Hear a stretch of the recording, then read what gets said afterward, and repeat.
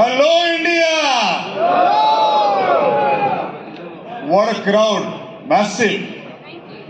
So my dear brothers and sisters, my dear friends, I want to ask you, are you all excited? This excitement was there when I visited Samir's house first time. मैंने पहली बार जब समीर का घर इस पानी के लिए नहीं विजिट किया था, एक्सीडेंटली मेरे नसीब में पानी था, 2 गिलास पानी। आपने सबने बहुत जने स्टोरी सुनी होगी, कितने लोगों ने स्टोरी सुनी है? रिपीट नहीं करूंगा, डरना नहीं। मुझे बार बार एक लीजेंड की एक बात आ जाती है। उन्होंने कहा था कि आपके जिंदगी का हर एक पल एक्सीडेंट हो सकता है। कुछ दिनों के बाद, कुछ पीरियड के बाद आपको समझ में आता है कि वो एक्सीडेंट अच्छा था या बुरा था। समीर के घर जाना मेरा एक एक्सीडेंट था, वो 2 गिलास पानी एक एक्सीडेंट था, वो चार्जर लगाना एक्सीडेंट था, चल के जाना, पैर करना, क्या कहते हैं, टैप करना एक्सीडेंट था। एनीवे, हर एक स्टोरी के पीछे एक स्टोरी होती है। और अगर मैं आपको एनर्जी के शुरुआत के दिन, मेरी शुरुआत के दिन, लास्ट मंथ मुझे 7 साल हुए इस कंपनी में, लेकिन मैंने डेमो देखा था 15 मार्च 2015। और मुझे याद है मैं एक 21 साल के बच्चे के सामने बैठा था, मेरी उम्र 41 उस वक्त। लाइफ में पूरी तरह से ब्रोक, टूटा हुआ बंदा, नया जॉब पकड़ा था एक कंपनी में एज ए ट्रेनर। और हर दिन, जो लोग बॉम्बे से जानते हैं मुझे, मतलब इस चीज को जो मैं बोलने वाला हूं, कि मैं डोंबिवली से घाटकोपर सुबह ट्रेन के धक्के खाते चढ़ता था, मेट्रो चेंज करता था, अंधेरी उतरता था, फिर अंधेरी से गोरेगांव ट्रेन पकड़ता था, फिर ऑटो करके मेरे ऑफिस में आता था, और फिर वापस की जर्नी ऐसी होती थी। और उस धक्के खाते ट्रेन के, मैं सोचता बीइंग अ नेटवर्कर, कई सालों से जो नेटवर्कर हूं, सपने देखे, लोगों को सपने दिखाए। चाय 2 रुपए की आती थी उस वक्त, कटिंग कहते थे हम उसको। 2 रुपए की चाय पीते पीते हम बात करते थे कि तेरा भी हवाई जहाज आएगा। ऐसे सपने पागल की तरह। और फिर मैं ट्रेन के धक्के खाते ट्रेन में चढ़ रहा हूं और सोच रहा हूं आपकी सैलरी आएगी तो कितने पता नहीं EMI देने हैं। इस तरह से जिंदगी थी। एक दिन अचानक से कैंगन पानी से टकराव हो गया। मैं देखने नहीं गया था, आपको मालूम है, लेकिन फिर उस दिन, जिस दिन मैंने डेमो देखा, एक 21 साल का बच्चा मेरे सामने था। मुझे नहीं पता कि मेरा मेंटर होने वाला था कुछ दिन के अंदर। दोस्तों, मुझे बहुत ज्यादा वो वाली भाषा नहीं आती, मैं बड़ा दिल से बात करना पसंद करता हूं। और आप लोगों को जो मेरे दिल में मैं बोलूंगा, और आप भी आपके दिल से भी बोलूंगा, आप ही के दिल की बात होती हो। मैं तहे दिल से शुक्रगुजार हूं मिस्टर और मिसेस ओशिरो का। शायद उनको भी पता नहीं था कि 1974 में जो उन्होंने क्रिएट किया, आने वाले 40 सालों के बाद भारत से कई लाखों लोगों की जिंदगी संवारने में उस अपॉर्चुनिटी की हेल्प होगी। उनको भी शायद पता नहीं था। मैं आपको बोलता हूं कि मैंने जब मैं मशीन देखी, मेरा एक छोटा सा सपना था। There is a proverb called, "The man who has a dream will never be denied." The man has a dream will never be denied. लेकिन मेरा ड्रीम क्या था? मेरा ड्रीम कोई खास बड़ा ड्रीम नहीं था। मेरा ड्रीम मेरी जरूरत थी। जो कई साल पहले मैंने एक घर लिया था और उसको कर्जे में डूब के बेचा था। मैं फिर से बॉम्बे में मेरा एक घर चाहता था, और अचानक से एक मशीन, एक अपॉर्चुनिटी मेरे सामने आई। और आई तब आई जब मेरी बीवी दूसरी बार प्रेग्नेंट थी। 6-7 साल के गैप के बाद मेरे पास मशीन के लिए क्या किसी चीज के लिए पैसे नहीं थे। और माफ करना मेरे दोस्तों, मैं सोच रहा था कि क्या करे, मतलब मेरे से मुंह से बात नहीं बोली जा रही है, लेकिन मैं सोच रहा था एक बच्चा काफी है। दूसरे बच्चे को पाल नहीं सकते, और मेरे बीवी का झगड़ा होता था। हालत बहुत खराब थी, और ऐसे में मैंने वो अपॉर्चुनिटी देखी। मुझे लगा, मैंने जो कई सालों से जो देखा है कि केवल एक प्रोडक्ट जो इजीली सब चीज के ऊपर काम कर सकता है, जो किसी को भी इजीली दे सकते हैं, बहुत ज्यादा उसमें कॉम्प्लिकेशन नहीं कि घुटनों के लिए यूज करो, हाथ के लिए यूज करो, दिमाग के लिए यूज करो, कोई कॉम्प्लिकेशन नहीं। और फिर प्रोडक्ट की प्राइस भी प्रीमियम है कि भाई तू एक भी बेचेगा तो तेरी महीने की खर्चा चल जाएगा। माफ करना मेरे दोस्तों, आज हम बड़े सपनों की बात करते, उस वक्त मेरा कोई बड़ा सपना नहीं था, मेरी जरूरत ही मेरा शायद सपना था। और फिर मेरे सामने उस 21 साल के बच्चे ने, मिंगवे ने, I am very thankful to this family, मिंगवे, सैमसिया, कोरा, जिन्होंने हमको पाला पोसा शुरुआत के दिनों में। Please big apologies for them. मैं तहे दिल से शुक्रगुजार हूं समीर पोतर का।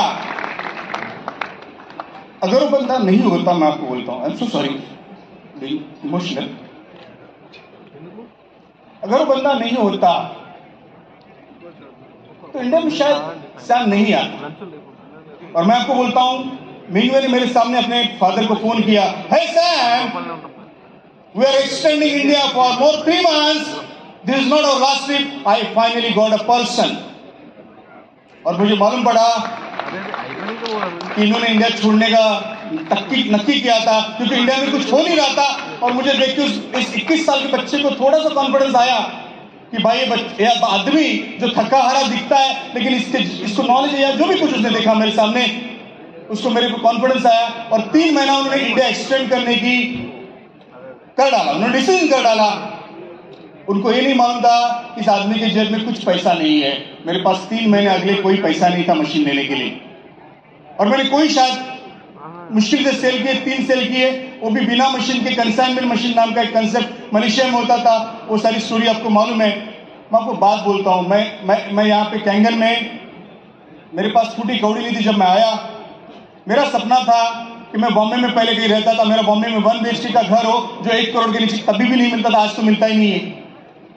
और मैं आपको बोलूं, मैं ज्यादा नहीं बोलता, समय का सीमा है, 2 मिनट बात करूंगा। इस कैंगन में मशीन खरीदने के लिए मुझे 4 महीने लगे। सैलरी जमा की, मेरा पहले बिजनेस का कुछ स्टॉक था वो बेचा, बीबी के कुछ गहने बेचे, मैंने मेरी पहली मशीन ली। हर बार बीबी को फंसाया मैंने, यही धंधा फिर दूसरा धंधा। इस टाइम बीबी नहीं, मतलब फंसी, लेकिन मैं नहीं फंसा, मैं सक्सेस हुआ। कैंगन प्रोडक्ट में दम था। मैं आपको बोलता हूं, मैंने मेरा खुद का घर 3 करोड़ का तीसरे साल में कैंगन के लिए। और जो जाते जाते मैं भी आपको एक बात बोलूंगा, प्लीज नोट करना कि भाई एक बार, जैसे अभी अमित जी ने बहुत अच्छी बात बोली कि आप मजाक में कुछ सोचते हो, फिर वो सीरियस हो जाता है। तो बात ऐसी है कि मैंने घर का सोचा था, मैंने घर लिया, और फिर मुझे मेरे गुरु ने एक मंत्र बोला था कि राजन तेरा काम है show the plan, show the plan, show the plan. मैं कैंगन में उसको थोड़ा सा कन्वर्ट करता हूं, show the demo, show the demo, show the demo, show the demo. पता नहीं कौन हाँ बोले कौन ना बोले, तेरा काम है कर्म किए जा, कर्म किए जा, कर्म किए जा। और लॉ ऑफ एवरेज हमेशा काम करेगा, 10 में से 1 पक्का हाँ बोलेगा। बहुत लोग बोलते हैं सर सक्सेस नहीं मिला, तुमने डेमो कितने दिखाए? यहां पे बैठे बहुत सारे लोग हैं जिन्होंने 50-50, 100-100 डेमो दिखाए, और फेलियर के बाद फिर आज वो -3 और -4 है। सो माय डियर फ्रेंड्स, वो एक बंदा आज आपके सामने खड़ा है जिसके जेब में फूटी कौड़ी थी, छोटे से घर का सपना था। और फिर मैं आपको बोलूं, आज मैं 3 नाम आपके सामने लेता हूं, शायद आप जानते होंगे। अगर जानते होंगे तो जोर से हाँ बोलना। यस माय डियर फ्रेंड्स, क्या इंडियन क्रिकेट टीम में आप शार्दुल ठाकुर का नाम जानते हो? शायद अभिषेक नायर का नाम जानते हो? शायद धवल कुलकर्णी का नाम जानते हो? कोई फर्क नहीं पड़ता, क्योंकि मैं सच बात बोल रहा हूं, कोई फर्क नहीं पड़ता। दोस्तों, आज ये लोग जिस कॉम्प्लेक्स में पवी के हीरानंदानी लेक के सामने 8 करोड़ के फ्लैट में रहते हैं, उनसे महंगा फ्लैट उनके ऊपर मैंने खरीदा है। दोस्तों, वो बंदा बोला जिसके पास 40 करोड़ की थी 7 साल पहले कैंग मशीन खरीदने के लिए, और जिसने 8 करोड़ का घर खरीद लिया। वो मेरी जरूरत थी, मेरा सपना था, बड़ा घर वगैरह व्हाटएवर। मैं आपको जाते जाते एक बात बोलता हूं, छोटी स्टोरी बोलता हूं। दोस्तों, पहले टेस्ट मैच में आदमी वही सेंचुरी बनाता था, पता है कौन सेंचुरी बनाता था? जो अपनी विकेट नहीं खोता था। करेक्ट है?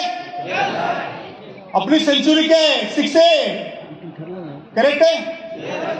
दोस्तों, बहुत पहले अफ्रीका में बारिश नहीं होती थी तो लोग ड्रम बजाते थे और मंत्र बोलते थे, और फिर कुछ गांव के मुखिया जब मंत्र बोलते, बारिश, डमरू बजाते, ड्रम बजाते तो बारिश होती। लेकिन कुछ गांव के मुखिया ड्रम बजाते तब भी बारिश नहीं होती, और फिर उनको सवाल आता कि बंदा जो ड्रम बजाता है, मंत्र बोलता है, इसके पास कोई खास अलग से मंत्र है क्या कि इसकी बारिश तो होती ही है और हमारी बारिश क्यों नहीं होती? फिर उसके पास जाते और उसको बोलते हैं कि भाई तेरे पास अलग से कौन सा मंत्र है, तेरे पास अलग से कौन सा ड्रम है, हमसे भी तो शेयर कर नॉलेज। वो कहता, भाई मेरे दोस्तों, आपके भी पूर्वज वही थे, मेरे भी वही है, जो मंत्र आपके पास है, जो ड्रम आपके पास है, वही ड्रम वही मंत्र मेरे पास है, मैं कोई अलग नहीं बजाता। उनको यकीन नहीं होता कि आदमी को झूठ बोल रहा है। फिर 5 साल में एक दिन आता है जिसमें आप झूठ बोलेंगे तो आप नर्क में जाएंगे। तो 5 साल में सारे गांव के मुखिया इकट्ठा हो जाते हैं और उस मुखिया को पकड़ते हैं, कहते तू आज सच बोलेगा, सच नहीं बोलेगा तो नर्क में जाएगा। आज बता तेरे पास ऐसा कौन सा ड्रम है, कौन सा मंत्र है कि तू बजाता तो तेरी बारिश होती है और हमारी नहीं होती। उस मुखिया ने बड़े शांत से उनको उत्तर दिया, जवाब दिया जो आपको सुनने लायक है।